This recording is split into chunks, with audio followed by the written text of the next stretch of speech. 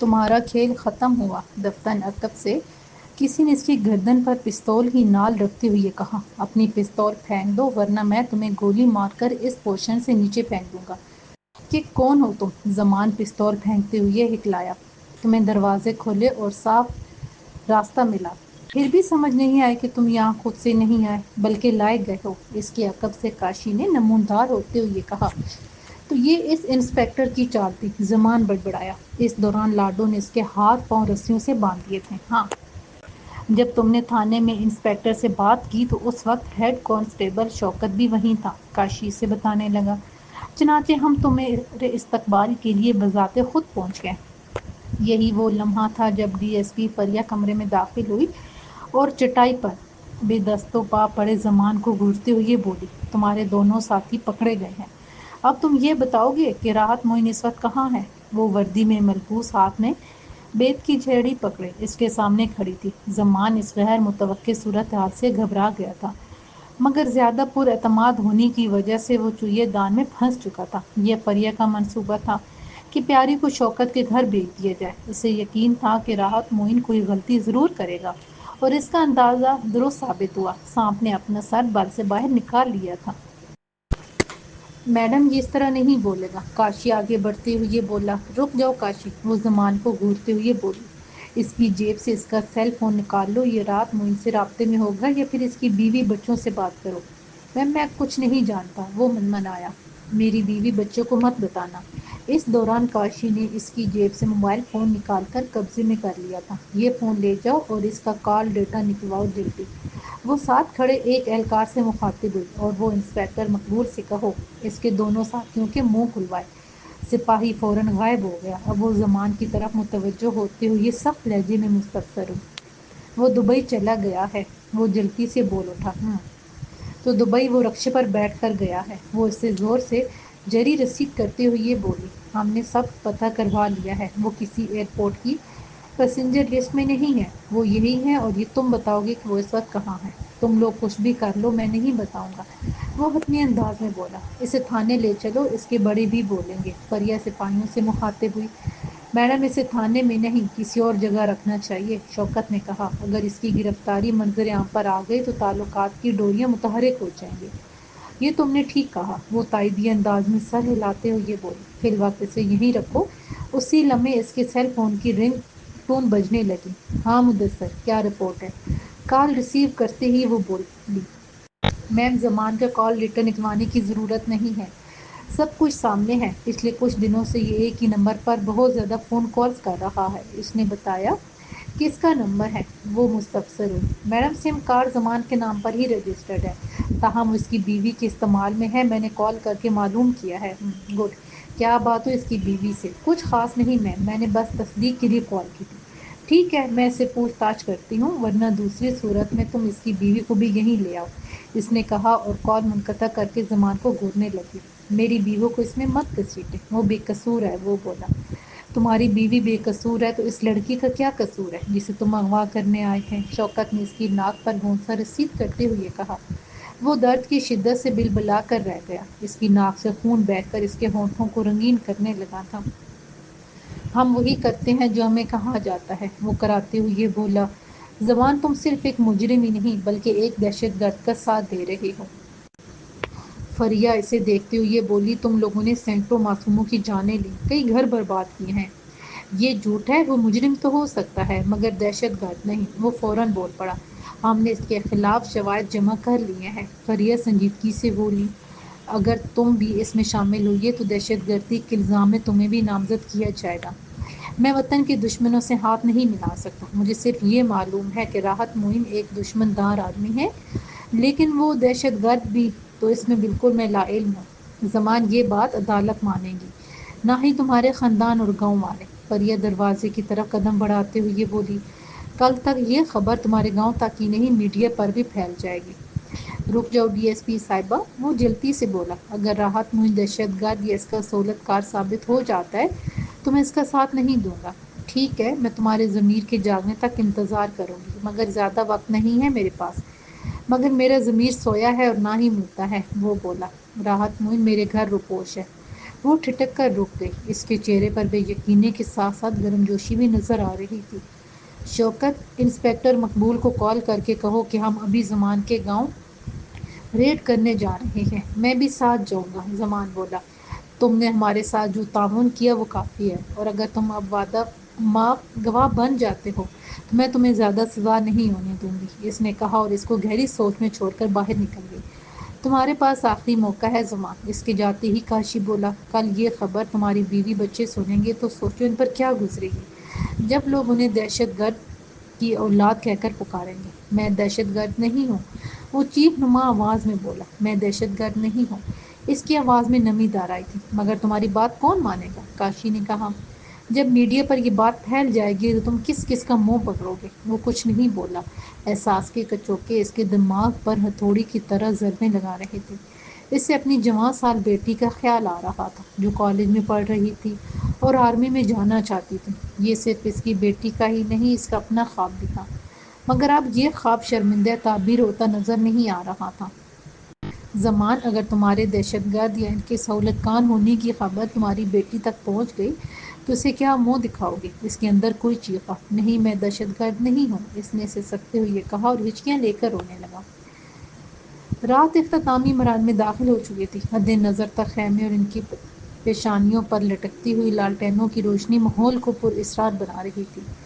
Kerosene کی بو نے فضا میں ایک عجیب سی مہک پھیلا رکھی تھی۔ بڑے بڑے درختوں کے تنوں کے پول بنا کر ان پر مشعلیں بھی فروزاں تھیں، جو سفیدے کے لمبے اور سیدھے درختوں کو کاٹ کر تیار کیے گئے تھے۔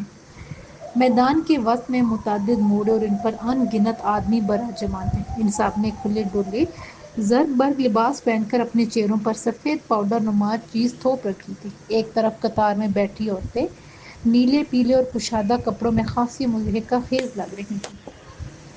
ان کے سروں کے بال کھلے ہوئے اور آنکھوں میں سرمے کی بھرمار تھی۔ انہوں نے ہونٹوں پر تیز سرخ رنگ کی لپ اسٹک لگائی ہوئی تھی۔ لالٹینوں اور مشعلوں کی بیماری سی روشنی میں دور سے ان کے سرخی مائل ہونٹ یوں لگ رہے تھے جیسے انہوں نے ابھی ابھی کسی کا خون پیا ہو۔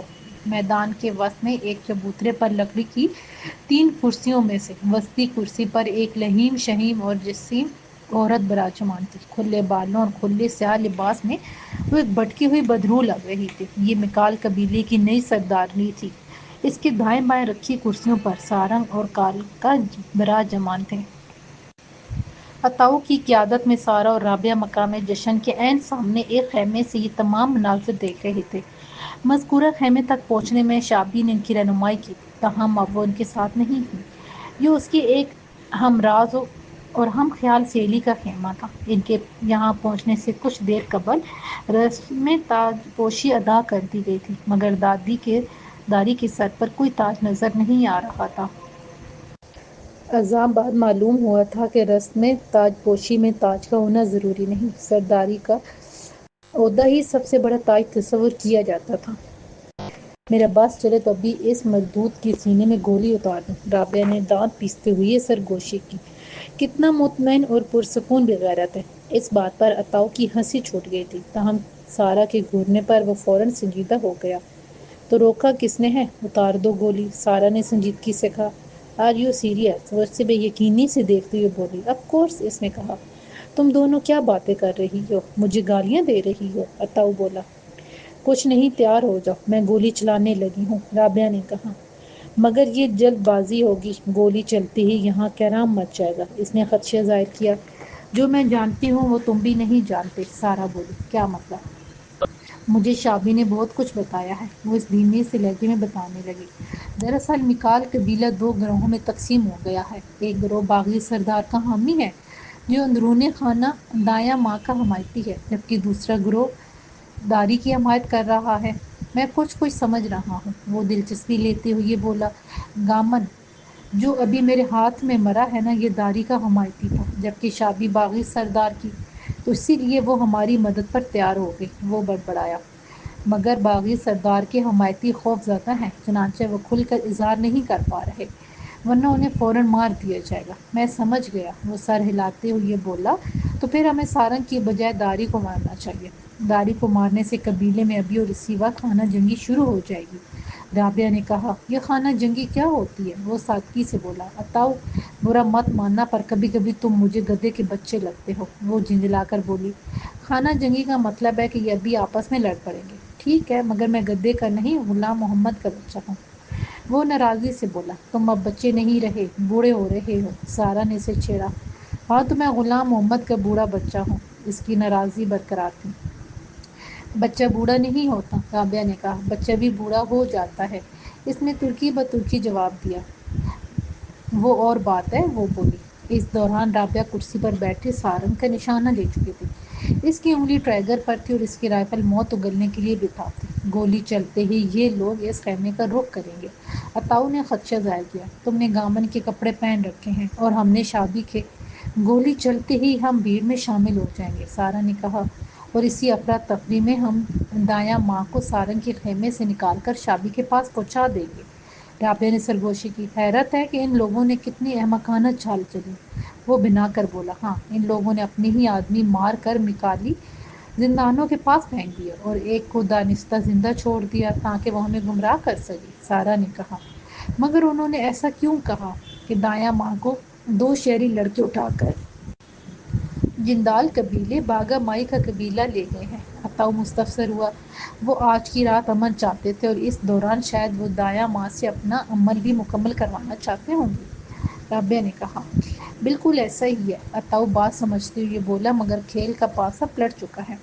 تو پھر اپنی چونچ بند کرو، میں اس شخص کو مارنے جا رہی ہوں جس سے میں داؤد مکرم سے بھی زیادہ نفرت کرتی ہوں، رابعہ نے کہا، اور عطاؤ خفا ہو کر خاموش ہو گیا۔ اب ان کی نگاہیں میدان کے وسط میں سارنگ پر جمی ہوئی تھیں۔ جن لوگوں نے مجھے سردار تسلیم کر لیا ہے، ان پر کبھی کوئی مصیبت نہیں آئے گی، داری کھڑے ہو کر کہہ رہی تھی، اور جس نے میرے لیے اپنے دل میں عداوت پال رکھی ہے وہ بہت جلد کسی عذاب میں مبتلا ہو جائیں گے۔ یہ تو خود ساختہ خدائی کے دعوے کر رہی ہے، سارا نے سرگوشی کی۔ خود ساختہ خداؤں کا جو حشر ہوتا ہے، 2 منٹ بعد اس کا بھی وہی ہونے والا ہے، رابعہ نے متنفر انداز میں کہا۔ وہ لوگ بھی سن لیں جو داری کی سرداری کے حق میں نہیں ہیں، یہ کالکا کی آواز تھی۔ وہ عنقریب اپنی غلطی پر بہت پچھتائیں گے۔ سب لوگ داری زندہ باد کے نعرے لگا کر اس کی سرداری کی حمایت اور اپنی تابعداری کا اظہار کر رہے تھے۔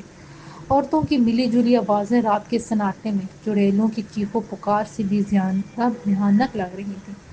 جو لوگ جندالیوں سے خوف زدہ ہیں وہ مطمئن ہو جائیں، سارنگ کرسی سے اٹھتے ہوئے بولا۔ ان کی طاقت دایاں ماں اب داری سرداری کی قید میں ہے اور اس کی ساری طاقتیں میرے قبضے میں ہیں۔ اس بات پر تمام لوگ شور مچاتے ہوئے خوشی کا اظہار کرنے لگے۔ یوں لگ رہا تھا جیسے وہ آپس میں لڑ رہے ہیں، مگر ابھی تک ہمیں دایاں ماں کا پراسرار آئینہ نہیں ملا۔ مجمع میں سے ایک آدمی اٹھتے ہوئے بولا۔ اب مجھے اس آئینے کی ضرورت نہیں رہی، سارنگ بلند آواز میں بولا۔ میں نے وہ عمل کر لیا ہے جس سے میں کئی 100 سال تک زندہ رہوں گا، خبیث انسان، رابعہ نے دانت پیس کر کہا اور ٹریگر پر انگلی کا دباؤ بڑھانے لگی۔ اب مجھ پر دشمن کے دیے گئے زہر، تیز دھار تلوار اور بندوق کی گولی کا اثر بھی نہیں ہوگا۔ اس کی بات پر ایک بار پھر سے طوفان بدتمیزی برپا ہو گیا۔ تمام مرد و زن دیوانوں کی طرح چیخنے چلانے لگے تھے۔ تم میں سے جو بھی میری اور داری سرداری کی اطاعت کرے گا وہ بھی اگلے 100 سال تک زندہ رہے گا۔ وہ دوبارہ بولا اور مجمع حیرت سے ایک دم خاموش ہو کر گویا سکتے میں چلا گیا تھا۔ اب مجھ سے برداشت نہیں ہو رہا، رابعہ نے کہا۔ یہی وقت مناسب ہے، اس کی لمبی زندگی کے دعووں کو اس کی موت ہی جھوٹا ثابت کر دے گی، سارا تنفر سے بولی۔ یہ ہوئی نہ بات، عطاؤ پھر سے بول پڑا۔ میں تمہیں تمہاری طویل زندگیوں کی ضمانت دے رہا ہوں، سارنگ نے متکبر لہجے میں کہا، اور یہی وہ لمحہ تھا جب رابعہ نے ٹریگر دبا دیا۔ رات کے پرہول سناٹے میں ایک سماعت شکن دھماکہ ہوا اور برق رفتار گولی نے اس کے آدھے سر کو اڑا کے رکھ دیا۔ وہ کٹے ہوئے شہ تیر کی مانند دھڑم سے زمین پر گرا اور 100 سال تک جینے کے دعوے کرتا ہوا وصلِ جہنم ہو گیا۔ شور و غل اور چیخ و پکار کے طوفان میں ان تینوں نے خیمہ چھوڑا اور منتشر و مشتعل ہجوم میں شامل ہو کر شور مچانے لگے۔ یہ سب دایاں ماں کا معجزہ ہے، ہاں، اس پر اسی کا قہر ٹوٹا ہے، مگر اب ہمارا کیا ہوگا؟ بھاگتے، شور مچاتے مکالی آپس میں باتیں کر رہے تھے۔ سب خاموش ہو جاؤ، اچانک داری نے گرجدار آواز میں کہا، اور مشتعل ہجوم کو جیسے ایک دم بریک سا لگ گیا۔ وہ پتھر کے مجسموں کی طرح اپنی اپنی جگہوں پر ساکت ہو گئے۔ ان میں سارا، رابعہ اور عطاؤ بھی شامل تھے۔ دشمن نے چھپ کر وار کیا ہے، ہم سارنگ کی موت کا بدلہ لیں گے، داری دوبارہ گویا ہو، ہم بدلہ لیں گے، ہم بدلہ لیں گے۔ مجمع پھر سے شور مچانے لگا، ان میں عطاؤ کی پرجوش آواز بھی شامل تھی۔ پھر ایک دم شور تھم سا گیا، سب کی خوفزدہ اور متحیر نگاہیں سارنگ کے مردہ وجود پر جمی ہوئی تھیں۔ داڑھی سردار یہ تو ابھی 100 سال تک جینے کے دعوے کر رہا تھا۔ مجمع میں سے ایک آدمی نے برملا کہہ دیا، سچ تو یہ ہے کہ اب ہمیں صرف دایاں ماں ہی بچا سکتی ہے۔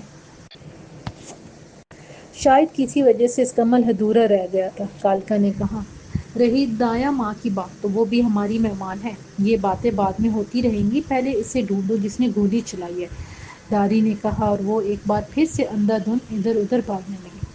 کسی نے گامن کو بھی مار دیا ہے۔ اچانک چابی کی آواز گونجی، خیمے میں اس کی لاش پڑی ہے۔ تم کہاں تھی جب اسے مارا گیا؟ داری سے مستفسر ہوئی۔ میں خیمے میں نہیں تھی، وہ روتے ہوئے بولی۔ اس دوران کالکا 2 آدمیوں کے ساتھ اس خیمے میں داخل ہو کر تیزی سے باہر نکل آیا جس میں سے رابعہ نے سارنگ پر گولی چلائی تھی۔ وہ جو کوئی بھی تھا بھاگ گیا ہے، وہ چراغ کر بولی۔ میرے پیچھے پیچھے آؤ مگر فاصلہ رکھ کر، شابی نے سارا سے سرگوشی میں کہا اور شور مچاتی ہوئی ایک جانب بھاگنے لگی۔ دم بدم نکالیوں کا شور و غل بڑھتا جا رہا تھا۔ وہ ہر ایک خیمے میں گھس کر سوئی عورتوں اور بچوں تک کو کھینچ کھینچ کر جگاتے ہوئے حملہ آور کو ڈھونڈ رہے تھے۔ داری اور کالکا بھی عالم غیظ و غضب میں بھاگتے پھر رہے تھے۔ تمام داخلی خارجی راستے بند کر دیے جائیں، نہ کوئی اندر آئے اور نہ باہر جانے پائے۔ داری گرج کر بولی، تمام راستے بند کر دیے گئے ہیں داری سردار، اس کے ایک آدمی نے بتایا۔ داخلی راستے پر تعینات پہرے دار کہاں تھے؟ یہ سب انہی کی غفلت سے ہوا ہے، کالکا غصیلے انداز میں گرج رہا تھا۔ وہ سب انعامات لینے آئے تھے کالکا، ایک آدمی بولا، ان سب کو اپنی غفلت کی سزا دی جائے گی، وہ گھبرا کر بولا۔ اس دوران شابی سارا اور رابعہ کو لے کر سارنگ کے خیمے کے پاس پہنچ گئی تھی۔ اسی جگہ اس نے دایاں ماں کو نظر بند کر رکھا تھا۔ ان کے آنے سے قبل داری کے سپاہی مذکورہ خیمے کی تلاشی لے کر جا چکے تھے۔ رک جاؤ شابی، من کالکا کی آواز گونجی اور سارنگ کے خیمے میں داخل ہوتی ہوئی شابی ٹھٹک کر رک گئی۔ سارا اور رابعہ بھی ایک دم ساکت ہو کر رہ گئی، جبکہ عطاؤ حملہ آور کو ڈھونڈنے میں سب سے زیادہ پرجوش اور پیش تھا۔ شابی، تم اپنے قابل بھروسہ ساتھیوں کے ساتھ دایاں ماں کی نگرانی اور حفاظت پر مامور رہو گی۔ وہ اس کے قریب پہنچتے ہوئے بولا، وہ لوگ اسے لے جانے کی کوشش کریں گے، میں انہیں ڈھونڈ کر گامن کی موت کا بدلہ لے کر رہوں گی۔ اس نے اطمینان کی سانس لیتے ہوئے کہا۔ سارا اور رابعہ بھی نکالی عورتوں کے لباس میں چہروں پر سفید پاؤڈر کا لیپ کیے اس کے ساتھ کھڑی تھی۔ ہم ضرور انتقام لیں گے، پہلے نااہلوں کو اپنی کیے کی سزا بھگتنے دو۔ وہ واپسی کے لیے مڑتے ہوئے بولا، دایاں ماں نے سچ کہا تھا، شابی نے کہا اور خیمے کی طرف بڑھنے لگی۔ کیا کہا تھا دایاں ماں نے؟ وہ جھٹکے سے رکتے ہوئے مستفسر ہوا۔ اس کے چہرے پر پریشانی اور تجسس واضح تھا۔ طب کی روایات میں عورت کی سرداری ہمیشہ جنگ و جدل اور قتل و غارت کا سبب بنی ہے، یہ دایاں ماں نے کہا تھا۔ اس نے ٹھیک کہا تھا اور اب اس کا خمیازہ بھی بھگت رہی ہے۔ وہ اس سے متفق ہوتے ہوئے بولا، وہ نہیں، ہم سب بھگتیں گے، جیسے گامن نے بھگت بھی لیا۔ وہ رونے لگی۔ گامن ایک وفادار اور بہادر آدمی تھا، اس کا انتقام بھی لیا جائے گا، اس نے کہا اور لمبے لمبے ڈھک بھرتا ہوا وہاں سے چلا گیا۔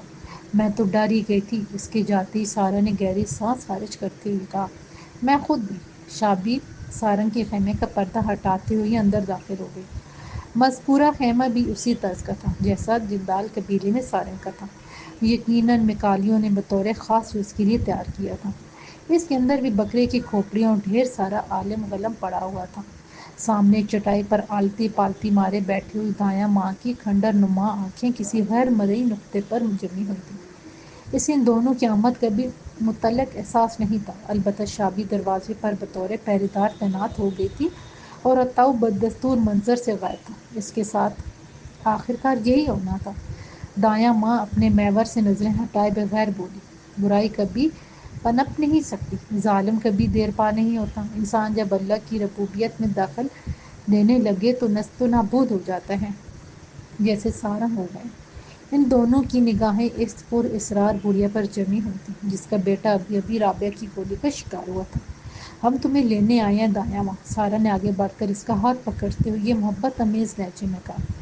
مجھے معلوم تھا تم آؤ گی، وہ اس کی طرف دیکھتے ہوئے بولی، یہ ظلم کا راج تمہارے ہاتھوں ہی ختم ہونا ہے۔ دایاں ماں، سارا، میں جانتی ہوں کہ اس نے بالی نے ختم کر دیا ہے، وہ دھیمی لہجے میں بولی، اس کی آواز میں کسی کرب یا درد کا شعبہ تک نہیں تھا۔ دایاں ماں، میں اگر اسے نہ مارتی تو وہ تمہیں بالآخر مار ہی دیتی، رابعہ نے کہا۔ اندھیرا روشنی کو ختم نہیں کر سکتا، جبکہ روشنی اندھیرے کو جڑ سے اکھاڑ پھینکتی ہے، اس نے کہا اور پھر سے گہرے مراقبے میں چلی گئی۔ سارا اور رابعہ کی سوچتی ہوئی نگاہیں اس کی جھری بھرے چہرے پر جمی ہوئی تھی۔ باہر سے بددستور شور و غل اور چیخو پکار کی آوازیں آ رہی تھیں۔ ابھی ہم یہاں سے نہیں نکل سکتے۔ کافی دیر بعد دایاں ماں نے آنکھیں کھولتے ہوئے کہا، داخلی خارجی راستے بند کر دیے گئے ہیں، تم دونوں میرے خیمے میں رہ سکتی ہو، میں تمہیں کچھ نہیں ہونے دوں گی۔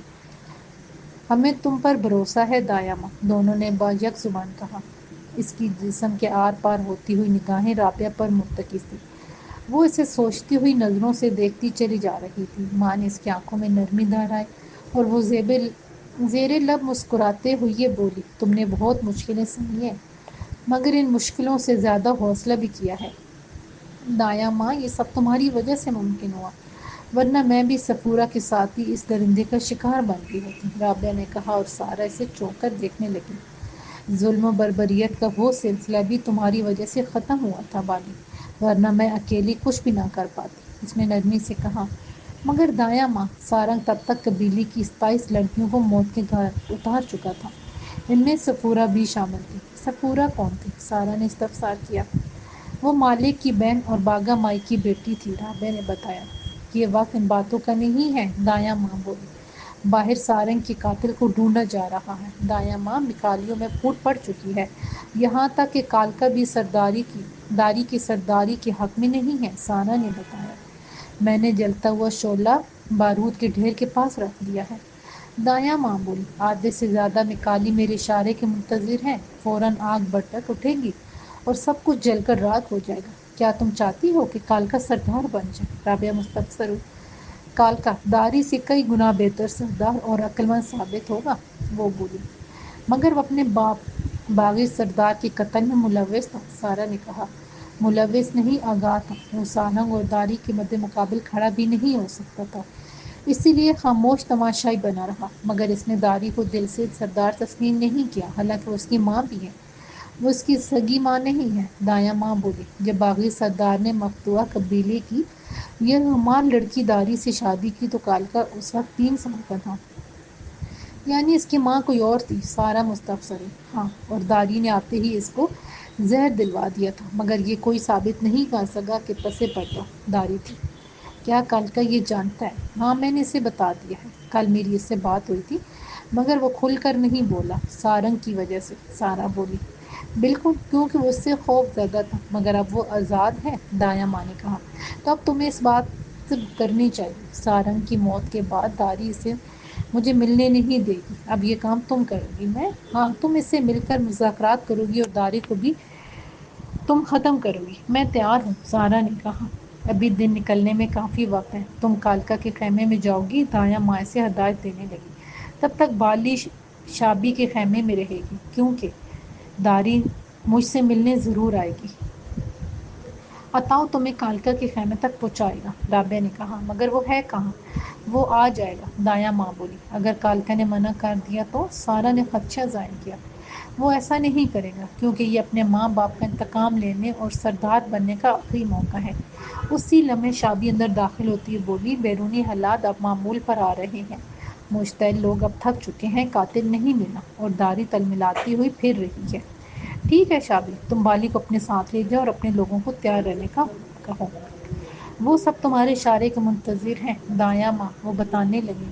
ٹھیک ہے، عطاؤ سے کہو کہ سارا کو کالکا کے خیمے تک پہنچا دے، وہ باہر کھڑا ہے، میں ابھی اسے کہہ دیتی ہوں، اس نے سعادت مندی سے کہا اور خیمے سے باہر چلی گئی۔ تم جانتی ہو کہ کیا کرنا ہے، دایاں ماں بالی سے مخاطب ہوئی۔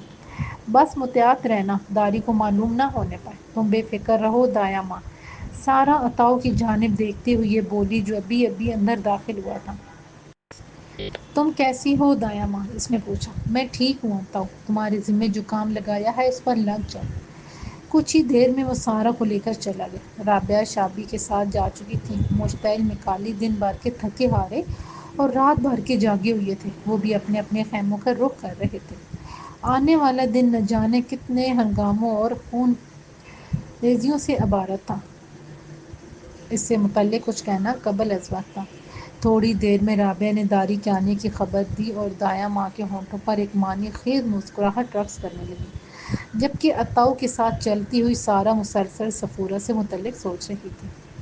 حسن، ذہانت اور قابلیت کسی کی میراث نہیں ہوتی، یہ خوبیاں خدا بزرگ و برتر کی جانب سے بلا تفریق و دیت ہوتی ہیں۔ اس کے لیے بلندی، پستی، نسب، خاندان اور قوم قبیلہ شرط نہیں ہوتی۔ عمومی طور پر حسن و ذہانت کا امتزاج کم ہی دیکھنے کو ملتا ہے، تاہم جہاں پہ یہ دونوں چیزیں یکجا ہو جائیں سونے پر سہاگا ہو جاتا ہے۔ یہ امتزاج 2 سال قبل جندال قبیلے میں دیکھنے کو ملا تھا۔ جندال قبیلہ جہاں تہذیب متعارف ہی نہیں ہوئی تھی، حسن اخلاق کا دور تک نام و نشان نہیں تھا۔ بے راروی، قتل و غارت اور جہالت ان کا اوڑھنا بچھونا تھی۔ مگر یہ بھی سچ ہے کہ اچھائی نسلوں اور قوموں قبیلوں کی رہین منت نہیں ہوتی، یہ انسان کی فطرت، سرشت اور جبلت میں ہوتی ہے۔ وہ بھی کیسی ہی خوبصورت اور باوقار لڑکی تھی، خوبصورتی میں یکجا، حسن سیرت بھی باکمال، اخلاق ایسا کہ دشمن جاں کو بھی گریباں کر لے۔ اس دن وہ باگا مائی کے ساتھ شکار پر گئی تھی۔ وہ ایک ماہر تیر انداز اور فن حرب و ضرب میں بھی یکتا تھی۔ یہ سب اس نے اپنے بابا سے سیکھا تھا۔ وہ اکثر کہا کرتا تھا، صفورہ اب تم اڑتے پرندے کے پر بھی کاٹ سکتی ہو، یہ سب تمہاری محنت ہے بابا، وہ کہتی، اور تمہارا شوق بھی۔ وہ اسے وفور مسرت و جذبات سے گلے لگاتے ہوئے یہ کہتا، بیٹی مجھے اپنے بیٹے مالک سے زیادہ تم پر بھروسہ ہے، میرے بعد تم قبیلے کی بخوبی سنبھالو گی، میں کوئی قبیلہ نہیں سنبھالوں گی۔ وہ برہم ہو جاتی، کیوں نہیں سنبھالوں گی؟ کیونکہ تم ہمیشہ میرے ساتھ رہو گی۔ وہ شدت جذبات سے رونے لگ جاتی، پگلی، ماں باپ اور درختوں کے سائے ہمیشہ نہیں رہتے، مگر تمہارا سایہ ہمیشہ میرے سر پر رہے گا نا؟ وہ یوں پوچھتی جیسے زندگی موت کا اختیار اس کے بابا کے پاس ہی ہو۔ ہاں بالکل، میرا سایہ ہمیشہ تمہارے سر پر رہے گا۔ جندال قبیلے کا سردار ہار مانتے ہوئے یہ کہتا، خرگوش کا شکار کرو گی صفورہ؟ اچانک باگا مائی کی آواز نے اسے ماضی کی بھنور سے نکال دیا۔ ضرور کروں گی، وہ چونکتے ہوئے بولی، تم جانتی ہو ٹبے کے خرگوش گولی کی طرح تیز ہیں؟ اس نے کہا، گولی کی طرح تیز ہوں گے مگر گولی سے زیادہ نہیں۔ وہ بولی، میرا تیر گولی سے بھی زیادہ تیز ہوتا ہے، چلو آج یہ بھی دیکھ لیتے ہیں۔ وہ بولی، ان دنوں کالے جنگل کے قریب ایک مختصر سا جنگل بھی ہوا کرتا تھا جسے کالے جنگل کی شاخ بھی کہا جا سکتا تھا۔ اس میں خرگوش کثیر تعداد میں پائے جاتے تھے۔ یہ عجیب النسل خرگوش انتہائی تیز رفتار اور چلاک تھے۔ وہ آخری لمحے تک شکاری کی آنکھوں میں آنکھیں ڈالے گویا طنز بھری نگاہوں سے اسے دیکھتے، اور عین اس وقت بجلی کی کونتی کی طرح لپک کر غائب ہو جاتے تھے جبکہ تیر کمان چھوڑ دیتا تھا۔ مجھے تو لگتا ہے یہ شکاری سے کھیلتے ہیں، صفورہ نے کہا۔ شکار بے خبری میں کیا جاتا ہے، خبردار کر دیا جائے تو گدھا بھی آسانی سے شکار نہیں ہوتا۔ باگا مائی نے کہا، اماں اب بھلا گدھے کا شکار کون کرے گا؟ وہ دھیمے سے مسکراتے ہوئے یہ بولی، کوئی گدھا ہی ہوگا، وہ بھی تم بھی نا۔ وہ اسے مسکراتی نظروں سے دیکھتے ہوئے یہ بولی، آئے روز پولیس کے چھاپوں اور دشمن کے حملوں سے تنگ آ کر تمام قبیلوں نے مشترکہ متفقہ فیصلے کے بعد اس جنگل کو کاٹ دیا تھا۔ اب وہاں ہرا بھرا میدان ہی رہ گیا تھا، مگر یہ ان دنوں کی بات ہے جب جنگل کا وہ ٹکڑا باقید حیات تھا۔ دن بھر خرگوش کھیلتے کودتے اور پرندے چہچہاتے تھے۔ حد نظر تک پھیلے ہوئے درخت، خرد و جھاڑیاں اور ہزاروں اقسام کی جڑ بوٹیاں اس کی تزئین و آرائش کو دوبالا کرتی تھیں۔ مذکورہ جنگل جندال قبیلے کے گویا بغل میں تھا، چنانچہ شکار کے لیے وہ پیدل ہی آتی تھی۔ اس دن دھوپ نے فراخ دلی کا مظاہرہ کیا تھا، موسم معتدل اور خوشگوار تھا۔ صفورہ نے تیر کمان میں رکھ کر ایک شریر خرگوش کا نشانہ باندھا اور کمان کی تانت کو پوری قوت سے اپنی جانب کھینچا۔ باگا مائی کی تفاخر بھری نگاہیں اپنی بیٹی کے دل آویز چہرے پر جمی ہوئی تھیں، جو ایک آنکھ بند کیے ششتے باندھ چکی تھی۔ اس سے پہلے کہ وہ کمان کی تانت کو چھوڑتی، اچانک خرگوش بدک کر بھاگ گیا اور اچھلتا کودتا ایک بڑی سی جھاڑی میں گھس گیا۔ چنانچہ اس نے کمان نیچے کرنے کا فیصلہ کیا۔ دفتر نہ جانے کہاں سے ایک شیر نمودار ہوا اور چنگارتا ہوا اس کی جانب بھاگنے لگا۔ بلا شبہ وہ ایک بہادر اور جنگجو لڑکی تھی، مگر شیر کی اچانک اور غیر متوقع آمد پر ایک لمحے کے لیے گھبراہٹ کا شکار ہو گئی۔ اسی لمحے اس کے ساتھ آئی ہوئی لڑکیاں اور باغا مائی نے شور مچا دیا، تاہم ان کی طرف متوجہ نہیں ہو۔ اس نے تیر چھوڑنے کا ارادہ کیا، مگر اچانک اس کا پاؤں کانٹے پر جا پڑا۔ وہ غیر متوازن ہو کر لڑکھڑائی اور نسبتاً ایک نشیبی جگہ پر گر کر لڑکھڑاتی چلی گئی۔ اب وہ نہایت تھی اور گویا شیر کی کچھار میں تھی۔ وہ اس سے محض چند قدموں کے فاصلے پر تھی۔ اس نے یقینی موت کے خوف سے آنکھیں بند کر لیں۔ وہ ذہنی طور پر اپنی موت قبول کر چکی تھی۔ دفتن جنگل کی فضاؤں میں ایک سماعت شکن دھماکہ ہوا اور شیر کی دھاڑ چیخ میں تبدیل ہو گئی۔ وہ زخمی ہو کر زمین پر گر کر تڑپنے لگا۔ نادیدہ مددگار کی چلائی ہوئی گولی اس کی گردن میں اتر گئی تھی۔ صفورہ نے جا بلب شیر کی داہنی جانب دیکھا۔ وہاں ایک خوبصورت جوان سال مگر خوف زدہ لڑکی کھڑی تھی۔ اس نے سیاہ شلوار قمیض پر میرون رنگ کا اپر پہنا ہوا تھا۔ اس کی آنکھوں میں خوف اور بے یقینی کے سائے لہرا رہے تھے۔ بے یقینی یقیناً اسی لیے تھی کہ اس نے ابھی ابھی ایک شیر کو مار گرایا تھا۔ اس کے بال بکھرے ہوئے اور پیر کا جوتا ٹوٹ گیا تھا۔ اس نے پستول اپر کی جیب میں رکھی اور وہیں ایک درخت سے ٹیک لگا کر بیٹھ گئی۔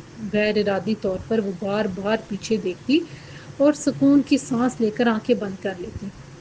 پانی۔ کئی لمحوں بعد رابعہ نے صفورہ کے ساتھ کھڑی لڑکی کو اشارہ کرتے ہوئے کہا۔ وہ تیزی سے ایک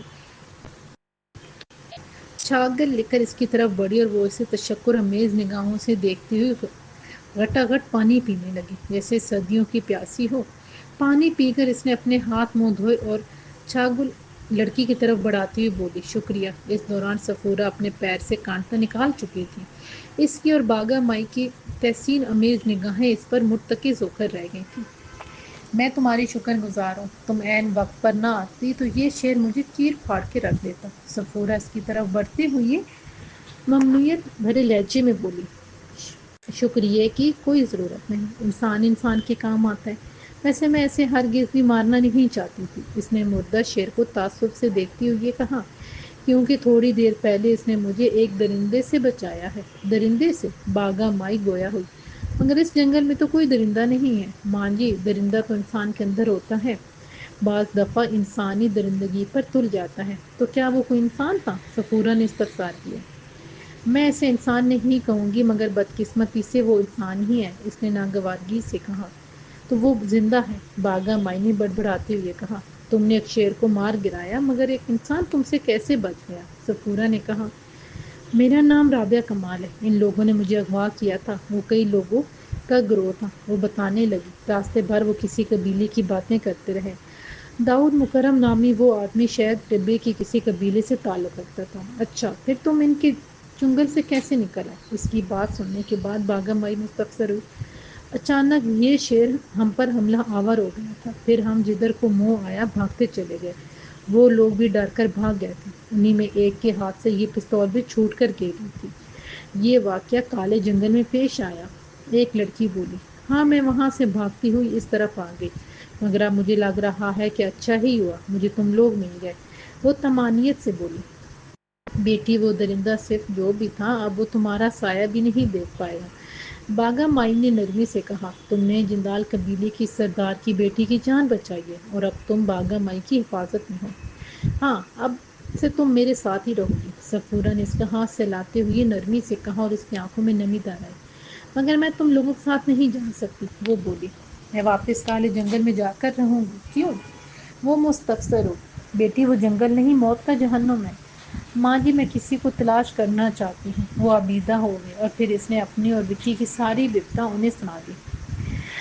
تمہارے ساتھ جو ہوا اس پر بہت افسوس ہے، مگر بیٹی اس جنگل میں کسی کو ڈھونڈنا مرے ہوئے آدمی کو واپس لانے کے برابر ہے۔ باغا مائی نے اس کی بپتا سن کر کہا، رابعہ تم ہمارے ساتھ چلو، میں اور تم مل کر اسے ڈھونڈیں گے۔ اگر وہ زندہ ہے تو ضرور مل جائے گا۔ صفورہ نے کہا۔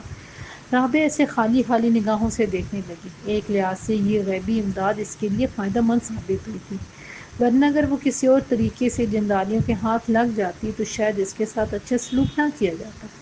چنانچہ کچھ دیر کی بحث و مشاورت کے بعد وہ باغا مائی اور صفورہ کے ساتھ جندال کے قبیلے پہنچ گئی۔ صفورہ نے اسے اپنے خیمے میں ہی رکھ لیا تھا۔ مالک اس کی روداد سن کر قائل ہو گیا تھا، مگر سارنگ کی آنکھوں میں تشویق الکورے لے رہی تھی۔ یہ کیسے ہو سکتا ہے کہ تم اتنے ہتھیار بند مردوں اور ایک خونخوار شیر سے بچ گئے؟ وہ چپتے ہوئے لہجے میں بولا۔ اللہ کی قدرت سے بڑا کوئی بچانے والا نہیں، وہ بولی۔ اگر تم مطمئن نہیں ہو تو میں بھی واپس جا سکتی ہوں۔ یہ باتیں مالک کے خیمے میں ہو رہی تھیں۔ جب اس کے خیمے میں پہنچی، اتفاق سے سارنگ بھی وہیں موجود تھا۔ تم کہیں نہیں جاؤ گی، بھاگا مائی نے کہا۔ آئے سے میری ایک نہیں دو بیٹیاں ہیں۔ مگر بھاگا مائی، کسی پر اتنی جلدی بھروسہ نہیں کرنا چاہیے، سارنگ بولا۔ ہو سکتا ہے کسی دشمن کی جاسوس ہو۔ اس کی فکر کرنے کی تمہیں ضرورت نہیں، صفورہ درستگی سے بولی۔ یہ ٹھیک کہہ رہی ہے، اس نے میری بہن کی جان بچائی ہے، اب یہ ہماری حفاظت میں رہے گی۔ یہ ٹھیک کہہ رہی ہے، اس نے میری بہن کی جان بچائی ہے، اب یہ ہماری حفاظت میں رہے گی، مالک نے فیصلہ کن انداز میں کہا۔ سارنگ ان سب کو ناگوارگی سے دیکھتا اٹھ کر چلا گیا۔ اس کی انگارہ آنکھیں صفورہ پر مرتکز تھیں۔ ان بید بھری آنکھوں میں کئی راز پوشیدہ تھے۔ اس نے میری بہن کی جان بچائی ہے، اب یہ ہماری حفاظت میں رہے گی، مالک نے فیصلہ کن انداز میں کہا۔ سارنگ ان سب کو ناگوارگی سے دیکھتا ہوا اٹھ کر چلا گیا۔ اس کی انگارہ آنکھیں صفورہ پر مرتکز تھیں۔ ان بید بھری آنکھوں میں کئی راز پوشیدہ تھے۔ ہم دایاں ماں سے ملنے جا رہے ہیں، صفورہ اٹھتے ہوئے بولی۔ پھر کھانا کھاتے ہیں، اسے بھوک لگی ہوگی، اس نے رابعہ کی طرف اشارہ کیا۔ نام کیا ہے اس کا؟ راب بے، میرا نام بالی ہے بھائی۔ اس نے اپنا اصل نام بتانے کا ارادہ ایک دم ترک کرتے ہوئے فرضی نام گھڑ لیا تھا۔ صفورہ اور بھاگا مائی اسے دیکھ کر مسکرانے لگی۔ تم نے اپنی اصل نام کیوں نہیں بتایا؟ مالک راستے میں صفورہ نے استفسار کیا۔ میں نہیں چاہتی کہ یہ خبر آس پاس کے قبیلوں تک پہنچے کہ رابعہ کمال نامی کوئی لڑکی جندال قبیلے میں پناہ گزین ہے، وہ بولی۔ یہ تم ٹھیک کہہ رہی ہو، وہ متفق ہوتے ہوئے بولی۔ یہ دایاں ماں کون ہے؟ اس نے استفسار کیا۔ سارنگ کی ماں ہے۔ پھر مجھے اس کے پاس لے کر مت جاؤ، وہ بھی اپنے بیٹے جیسی ہی ہوگی، وہ رکتے ہوئے بولی۔ دایاں ماں کی اپنے بیٹے سے نہیں بنتی، تم بے فکر رہو، وہ ایک نرم دل عورت ہے۔ تب وہ قدرے مطمئن ہو کر اس کے ساتھ چلنے لگی۔ طرح طرح کے وسوسوں سے اس کے ذہن میں سر ابھار رہے تھے۔ وہ داؤد مکرم کی قید سے بچ گئی تھی، مگر اب جندال قبیلے کے رحم و کرم پر تھی۔ وہ ٹبے کے قبائلی لوگوں سے متعلق تھوڑا بہت جانتی تھی، چنانچہ پوری طرح مطمئن نہیں تھی۔ کچھ دیر بعد وہ صفورہ کی میت میں دایاں ماں کے خیمے میں داخل ہو گئی۔ وہ حسب معمول ایک چٹائی پر آلتی پالتی مارے بیٹھی گہرے مراقبے میں تھی۔ اس کے سامنے ایک بڑا سا آئینہ رکھا ہوا تھا اور وہ زیر لب کچھ پڑھتی ہوئی اس پر مسلسل پھونک رہی تھی۔ صفورہ، اس لڑکی سے کہو کہ میں اپنے بیٹے جیسی ہرگز نہیں ہوں، کاش وہ میرے جیسے ہوتا۔ کافی دیر بعد ان کی طرف دیکھے بغیر بولی۔ رابعہ چونک کر اسے دیکھنے لگی تھی۔ اسی لمحے اس نے اپنی کھنڈر نما آنکھیں اس کے چہرے پر مرکوز کر دیں اور رابعہ کے رونگٹے کھڑے ہو گئے۔ میں جانتی ہوں تم کس درندے سے جان بچا کر آئی ہو، اس نے نرمی سے کہا، مگر میرے حساب میں واضح نہیں ہو رہا کہ آخر یہ خبیث کس قبیلے سے ہے۔ دایاں ماں، تم کیسے جانتی ہو؟ کیا تمہیں کسی نے کچھ بتایا ہے؟ وہ ہکلاتے ہوئے بولی۔ اس کے لہجے میں بے یقینی دار آئی تھی۔ دایاں ماں کو کچھ نہیں بتاتا، اسے سب کچھ اس کا آئینہ بتاتا ہے۔ صفورہ نے سامنے رکھے آئینے کی طرف اشارہ کیا۔ آؤ تم بھی دیکھو، دایاں ماں نے اسے آئینے کے سامنے بیٹھنے کو کہا۔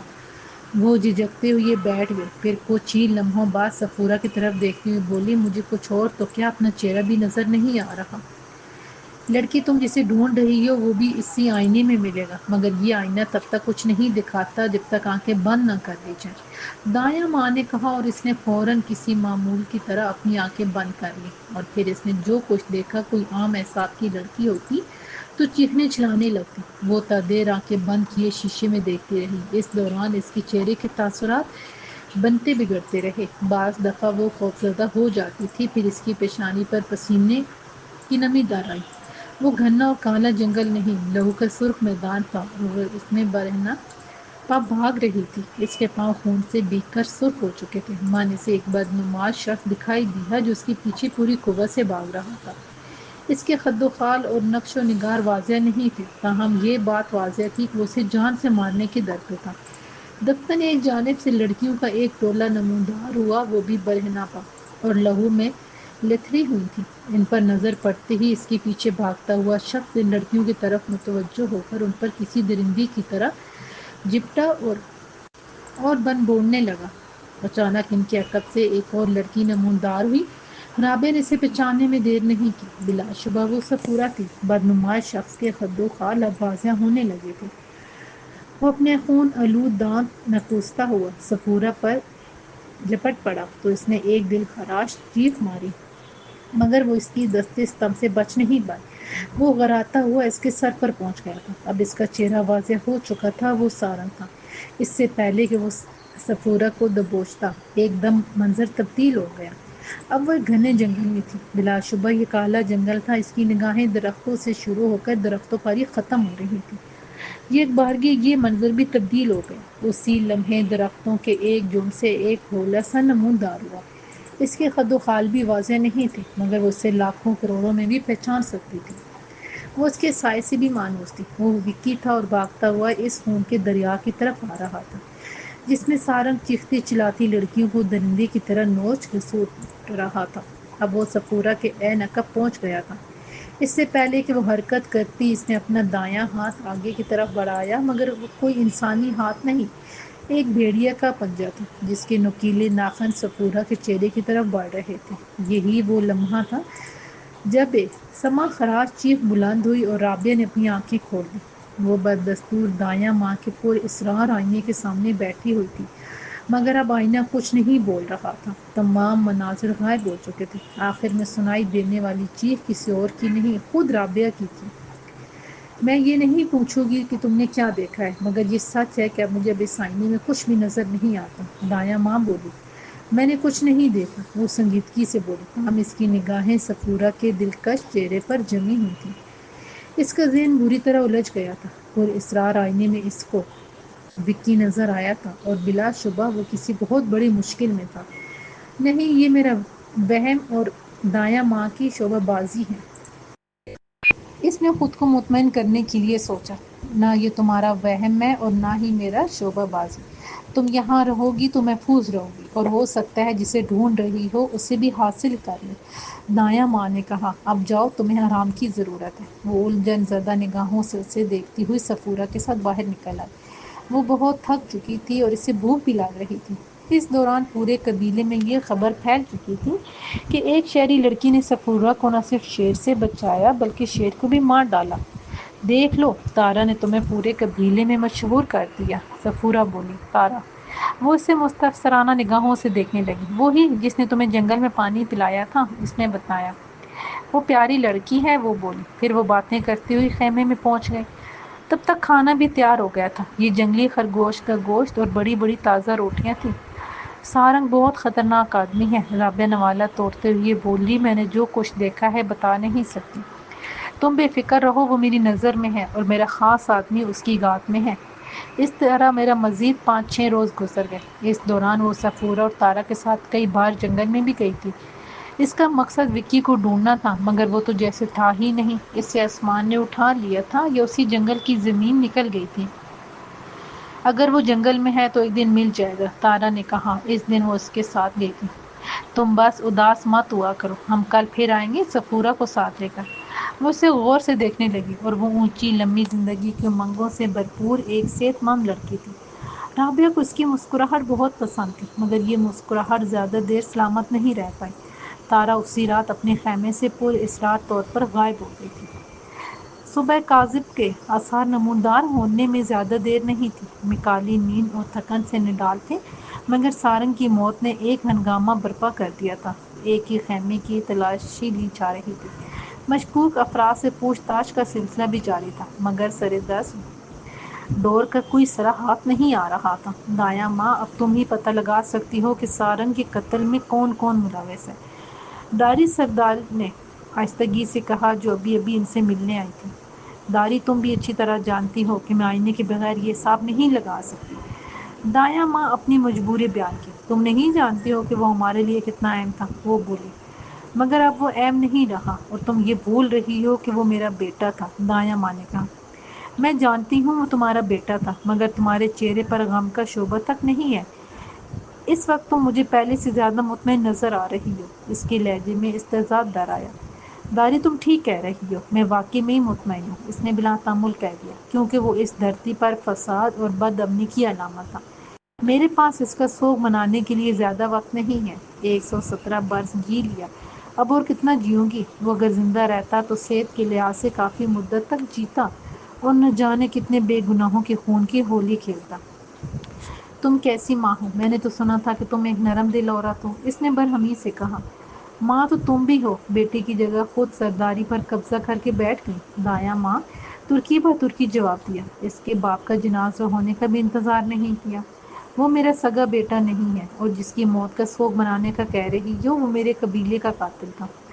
تمہارا کیا خیال ہے؟ کالکا یہ باتیں نہیں سوچتا ہوگا۔ کیسی باتیں؟ وہ تجسس امیز لہجے میں بولی۔ اگر باغی سردار تمہارے لوگوں کا قاتل تھا تو تم بھی تو کالکا کے ماں باپ کی قاتل ہو۔ ہو سکتا ہے کل کو یہی واقعہ دہرا کر پیش کر دیا جائے۔ دایاں ماں میں جانتی ہوں، اور اسی لیے تو تمہارے پاس آئی ہوں۔ سارنگ مر چکا ہے، اب صرف تم ہی میری مدد کر سکتی ہو۔ وہ خلاف توقع نرمی سے بولی۔ کیا چاہتی ہو مجھ سے؟ میں چاہتی ہوں کہ میرے راستے میں کوئی رکاوٹ نہ رہے، اس نے برملا کہہ دیا۔ تم کالکا کی بات کر رہی ہو؟ اس کی لکودک صحرا آنکھوں میں افسردگی در آئی۔ ہاں، اور اس کے بدلے میں تمہاری ہر بات مانوں گی، مگر میرے پاس منوانے کے لیے کوئی بات یا شرط نہیں ہے، اور نہ میں اس سلسلے میں تمہاری مدد کر سکتی ہوں، اس نے حتمی لہجے میں کہا۔ میں جانتی ہوں تمہاری ہمدردیاں جندال قبیلے کے ساتھ ہیں، اور مجھے یہ بھی معلوم ہے کہ سارنگ کے قتل میں وہی لوگ ملوث ہیں۔ جانتی ہو تو مجھے یہاں کیوں رکھا ہوا ہے؟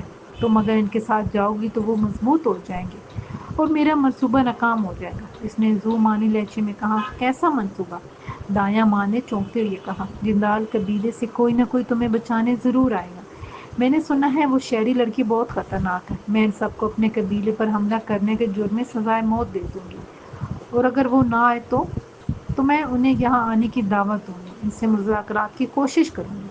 میں چاہتی ہوں وہ میرے لیے کام کرے۔ وہ ایسا ہرگز نہیں کریں گے، دایاں ماں نے پر یقین انداز میں کہا۔ تمہارے کہنے پر بھی نہیں؟ میں ایسا کیوں کہوں گی؟ کیا تم بھالی کی جان بچانے کے لیے بھی نہیں کرو گی؟ اس نے کہا، اور دایاں ماں کے جرم زدہ چہرے پر ایک رنگ سا آ کر گزر گیا۔ اسے سمجھنے میں دقت نہیں ہوئی کہ بالی پکڑی گئی ہوگی۔ اگر ایسا ہو چکا تھا تو یہ خطرناک صورتحال تھی۔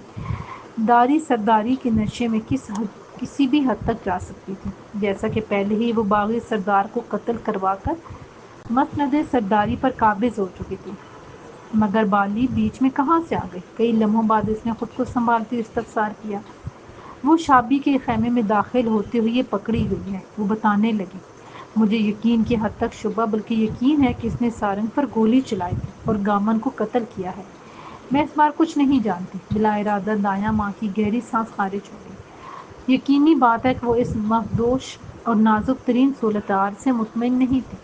تو پھر ٹھیک ہے، آج پچھلے پیر اس سے پورے قبیلے کے سامنے سزائے موت دی جائے گی۔ وہ اس کے سامنے رکھتے ہوئے موڑے سے اٹھتے ہوئے بولی۔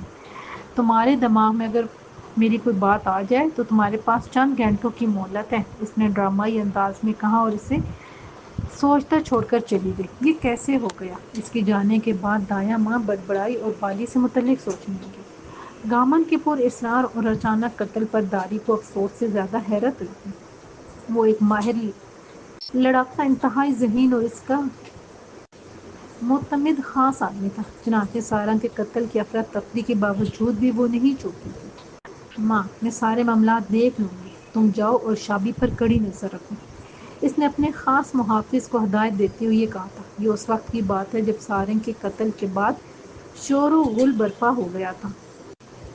چنانچہ مانگ نے اس کے حکم کے مطابق شابی پر کڑی نظر رکھی تھی۔ اس میں سارا کی خوش قسمتی اور ماں کی کم عقلی کہ وہ شابی کا پیچھا کرنے کی بجائے اس کے خیمے کے سامنے چھپ کر بیٹھ گیا تھا۔ عین ممکن ہے اس کی وجہ یہ بھی رہی ہو کہ مشتعل و منتشر ہجوم میں وہ اسے نظر نہیں آئی تھی۔ اگر وہ اسے کہیں نظر آ جاتی تو وہ اس کے تعاقب میں لگ جاتا تو سارا اور عطاؤ کا پکڑا جانا بھی یقینی تھا۔ چنانچہ وہ گھات لگا کر بیٹھ گیا اور اس سے زیادہ انتظار بھی نہیں کرنا پڑا۔ اچانک اسے دو نسوانی ہولے شابی کے خیمے کی طرف بڑھتی ہوئی نظر آئے۔ وہ پوری طرح چونکنا ہو گیا۔ ان دونوں نے کھلے ڈولے زرق برق لباس پہن رکھے تھے، جس سے یہی ظاہر ہوتا تھا کہ وہ جشن سے واپس آ رہی ہیں۔ تاہم مانگ نے شابی کو پہچاننے میں دیر نہیں کی، کیونکہ وہ پہلے سے ہی اس پر نظر رکھے ہوئے تھا۔ مگر وہ گامن سے دب کر رہتا تھا، چنانچہ وہ فوراً حرکت میں آ گیا۔ سب سے پہلے اس نے ایک آدمی کے ذریعے سپاہیوں کو بلاوا بھیجا، پھر شابی کے تعاقب میں چل پڑا جو رابعہ کے ساتھ خیمے میں داخل ہو رہی تھی۔ رک جاؤ شابی، اس نے عقب سے پکارا اور وہ ایک دم ٹھٹک کر رکی۔ تمہارے ساتھ یہ دوسری عورت کون ہے؟ اس دوران وہ بندوق تانے اس کے قریب پہنچ گیا تھا۔ یہ کہ کوئی بھی نہیں ہے، اس نے ہکلاتے ہوئے کہا۔ بلا شبہ وہ رنگے ہاتھوں پکڑے جانے پر گھبرا گئی تھی۔ اگر یہ کوئی بھی نہیں ہے تو تمہارے ساتھ یہ شاید تمہارا سایہ ہے، وہ بالی کو دیکھتے ہوئے بولا۔ یہ مہمان ہے، وہ بولی۔